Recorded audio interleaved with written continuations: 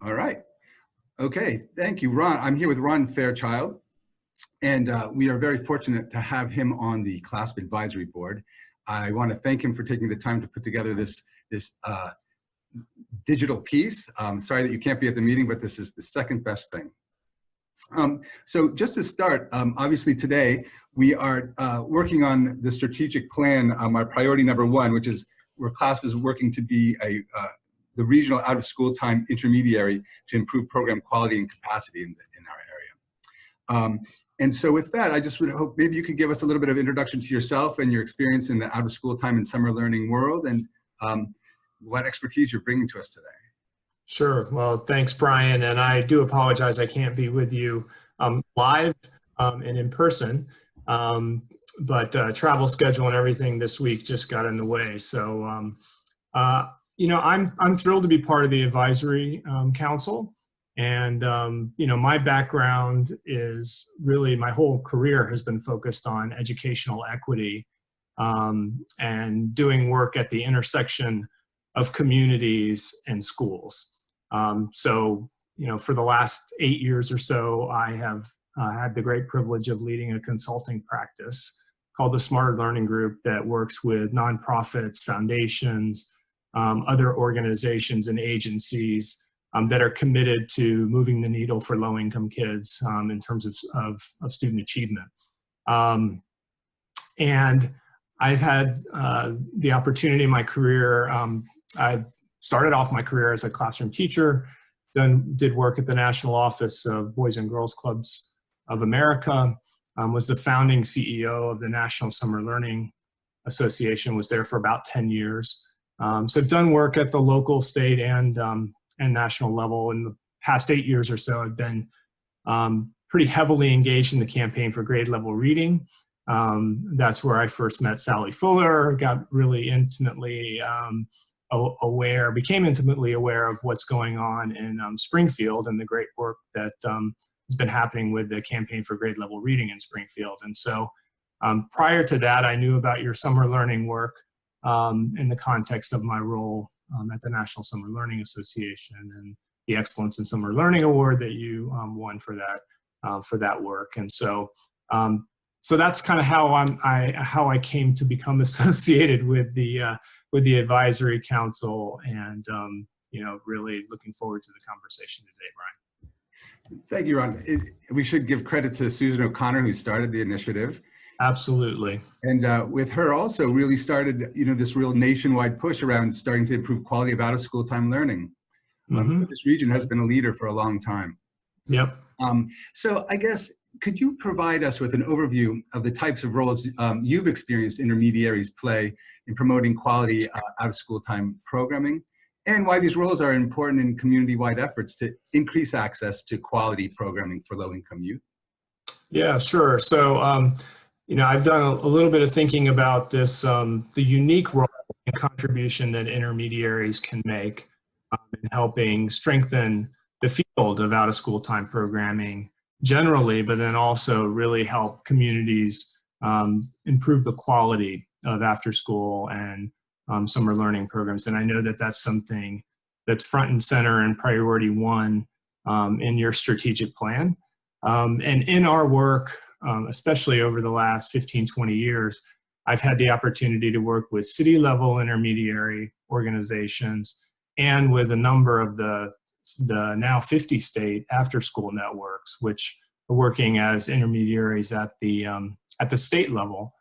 And I think what we've seen, sort of at least my own take on it, is that what quickly emerges in a role for intermediaries is the role of networker or convener. And that tends to be the thing that people kind of gravitate toward first. And this is really about, you know, convening stakeholders, gathering and disseminating information, building stronger connections between and among those folks, either at the local level or at the state level, who are doing similar work, who may not have a regular and routine opportunity to connect. And that often gives people an opportunity to drive common sets of standards, curriculum, other kinds of things, and that there's just great value in that kind of connector, convener, networker role.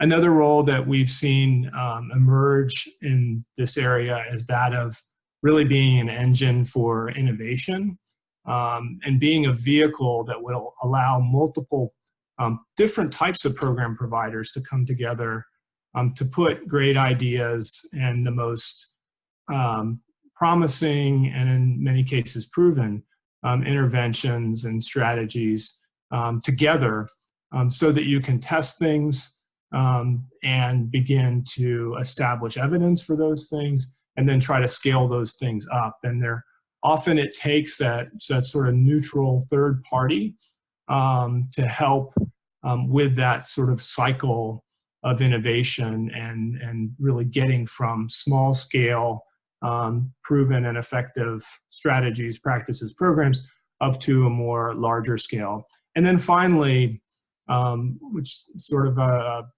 pretty challenging role that many intermediaries are finding themselves in and exploring, is that of sort of a go-to managing partner for public agencies that often don't have the staff or the capacity to do the kind of large-scale systems building kind of work that is required to move a community on something like summer learning. So this is really about developing, this role is really about developing the systems, the processes, the relationships, and the implementation and execution expertise to really move an entire system, a group of providers and programs together, and to be a close partner that's inextricably linked to the school district or to other public agencies that's seen as sort of an arm or an extension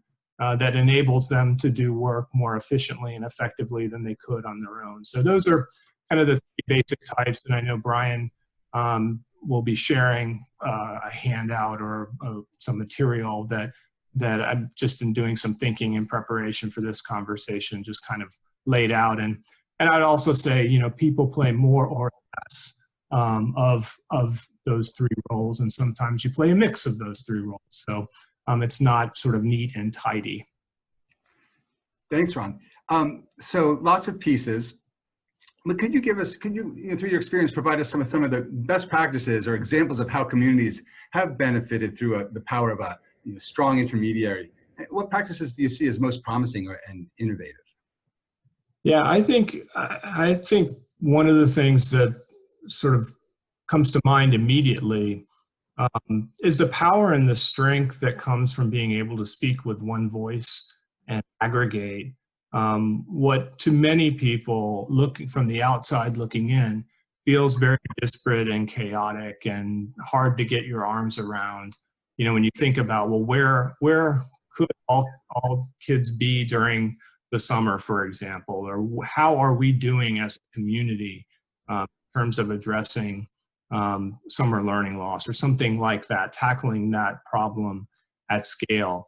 And so, you know, we see communities that are beginning to really start to talk about supply and demand, about, you know, how many kids are actually being touched, sort of doing the end of summer report card so that we actually know how many kids who qualify for free and reduced meals get them. I mean, how many kids have access to an opportunity that looks like a full day, 6-week comprehensive, summer program that addresses both their learning and developmental, outcomes, and to really begin to move the needle on those kinds of things. So, you know, I think that for me, the evidence of success or the best practices of an intermediary, you sort of want to be able to answer some key questions about, you know, if you're sitting in the middle, literally, of all of these providers and all of these organizations that are doing work, can you speak with one voice about the impact and the quality and the work that they're doing? Can you build enough of a relationship between and among them that they could share curriculum, that they could agree to sort of a common set of metrics Could they all, for example, measure attendance the same way so that you truly have an apples to apples comparison? And then can you begin to knit these things together across a developmental trajectory or age range so that enough kids are getting enough of the dosage, duration, and intensity across this developmental trajectory so that we would have a chance anyway to move a long-term or lagging indicator, something like grade level reading for a large number of kids. I think this role of intermediary, of creating the space, programs to collaborate with each other, to link up and to work on at the intersection of quality opportunities and programs for kids. That's really what I think is kind of the next frontier, if you will, because, you know, frankly, I visit a lot of communities and I see a lot of programs that might be working for a few hundred kids. And what's rare is a program provider who can tell you, okay, well, here's how we fit within a spectrum of opportunities and offerings for kids and families. And here's the role we play. And here's who we get the handoff from. And here's where we give, you know, our kids, you know, the handoff to. And I think that if you think about the role of intermediary as kind of that group or that entity that can help link, integrate, align, and coordinate some of these things that really feel a lot like one-offs. And there's a lot of well-intentioned, really good work and things that are funded. They deliver on the outcomes that they are designed to deliver on, but those outcomes in and of themselves, as important and as impressive as they are, they're insufficient to getting us to kind of the larger scale, community-wide goal or aspiration that we have. Wow. So there's a lot in there, and I have a lot of questions that came up. But let me continue with these, and maybe we can have some, at the end, we'll have some follow-up questions. But could you discuss your thoughts and what you've experienced on how OSC intermediaries sustain this kind of work? Well, it's tough. And I think, you know, one of the critical pieces of sustainability is that, you know, to be the intermediary, that's not a role that gets bestowed. It's a role that's earned. And that gets earned typically by years of relationship building and sort of a natural evolution. And to be sustainable as an organization, you know, there's got to be a high level of trust and, you know, a set of relationships with public agencies, with funders, with the providers themselves. You know, people have to find value in what the intermediary is offering. And if you lose that kind of value add and that strength of connection both to the field, to the funders, to the providers, I think people want to go straight to money when we talk about sustainability, but I typically sort of talk about the critical nature of that relationship, that value proposition, that kind of connection, so that people see that and feel that very clearly. But on sustainability, the network role, you know, I think you can generally sustain that if most people who just do that role tend to find themselves in kind of a very very difficult time to build and grow an entire staff of folks or an independent nonprofit if that's the only role of those three that I articulated earlier that you're going to play. So sort of a modest, maybe one full full-time equivalent position. Some people have it as sort of a role housed within another nonprofit organization, like a United Way, like another entity that sees this role as inextricably linked to their broader mission, and they can sustain it that way. I think that innovation engine and the drive around testing and seeding things, that's typically a role that can be funded really well by private philanthropy. typically in a kind of 3 to 5 year R&D kind of cycle. And people have found that if you can get 3 or 4 of those kinds of projects where you're testing, seeding innovation, you're driving that kind of scale and replication, that those things can be funded in some cases through competitive RFPs, maybe from, I think about some of the RFPs from the Department of Education that allows, it was I3, used to be I3, now it's EIR. It's that testing, innovating, driving that kind of work. You can sustain a lot of that through private philanthropy.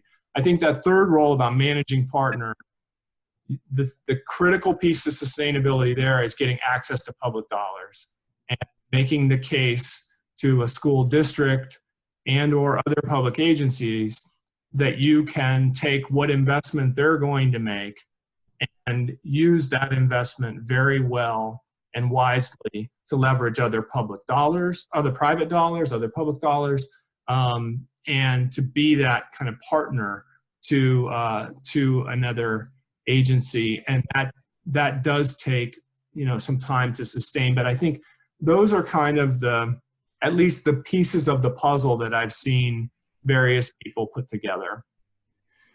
Have you seen, from your vantage point, do you see the possibility of any type of federal, or maybe even for Massachusetts, state level policy supporting the notion of sustaining an intermediary work? So tell me more, Brian, in terms of like, would I envision a policy from at the state level or the federal level that would actually provide dollars and provide support for intermediaries? Yes, that's right. Yeah, I think there's sort of a growing interest in the role of community backbone organizations as sort of the language, or this whole notion about collective impact has got a lot of traction and interest. I'm thinking about, My Brother's Keeper announcement recently. They're looking for community backbone organizations and providing somewhere up to $500,000 over a period of time to local communities that want to move that agenda forward through the Obama Foundation. And I think, those kinds of RFPs and those kinds of proposals, I don't see policy kind of narrowly focused, in a very targeted way on the role of the intermediary. I think most policy opportunities or most funding opportunities, you have to kind of make the case as an intermediary. And it's difficult because so many RFPs are written for direct service program providers. And maybe, the opportunity here is to cluster some of those folks together and to say, could we go together on something and carve out and clarify what the role of the intermediary could be in that? And maybe that's promoting learning and doing the documentation and doing, most federal grant opportunities, and I read for several of them. I'm thinking about, National Science Foundation. Consistently, the weakest component of proposals that I read is the community engagement and dissemination plan. That dissemination strategy tends to be the afterthought. It's like you spend so much time on getting the core of what you're trying to do right. And you say, okay, well, we'll just publish it in a few places. We'll go to a few conferences and that'll be our dissemination plan. And I think intermediaries are poised in many ways to say, we can be that arm for you. We can help, in any R&D project that researchers and others are trying to put together. We can be that partner, and we have language that we can help contribute to a proposal or things like that. So that's how I might think about positioning, the organization, if there are opportunities like that, keeping your ear to the ground and really having that kind of relationship with providers so that as they go after funding opportunities, that you're seen as a partner in that, and as help that's really helpful in getting them, some extra points in the review. That's very, very helpful. Thank you, Ron, for that. Other than sustainability, though, what do you see as other common challenges faced by intermediaries in conducting this work? Yeah, I mean, one that comes to mind immediately, and I know, that this is a common challenge I hear pretty regularly, is I think the degree of transitions that happen in leadership, and what some would say is the kind of the churn. And if you can be an intermediary that is the stalwart, consistent presence that can help a community weather transitions, transitions in school superintendents, for example, transitions in key partners and key funder organizations. I see that as a major challenge and obstacle that many communities face. And also in that challenge and obstacle, there's a lesson, and then there's an opportunity for intermediaries to play in providing that kind of consistency. I also will say that another challenge I think is that people tend to like to think about things in kind of 3 to 5 year increments, and we've seen certainly not in Springfield, but in other communities, we have kind of this sort of, I don't know whether it's projectitis or whatever term you want to call it, but it just seems like there's this kind of constant, like we need the next new thing. And it's really hard for anything to sort of really take root and say, we're going to make a 10-year investment or bet in something and stick with it long enough. Obviously, we'll make changes and adjustments as we go. We don't have to have the next new bright and shiny, every 2 or 3 years, rebranding with new things just because we need a new thing. I think, again, it's that continuity, consistency. It's kind of keeping the eye on a long-term lagging indicator or goal. I think I still haven't found yet, and I'll say this, here, and I've said it in many of places. I mean, I think we know enough right now to solve the problem of summer learning loss at scale. Like, I think we could apply a public health kind of mindset to this, and just like we wiped out polio or things like that, we could wipe out summer learning loss for all intents and purposes. Like, we know enough to do that. I just don't think we have, captured yet, on a large enough scale with enough communities to say, we'll do that. Like, Springfield will be a place where we can wipe that out over the next 10 years or something like that, and just really force and stick to it. I mean, I think it's that combination of a bold vision, a really disciplined strategy, and organizations that can work together in ways that they haven't. I mean, that's what's really going to get us to the next level on some of these issues.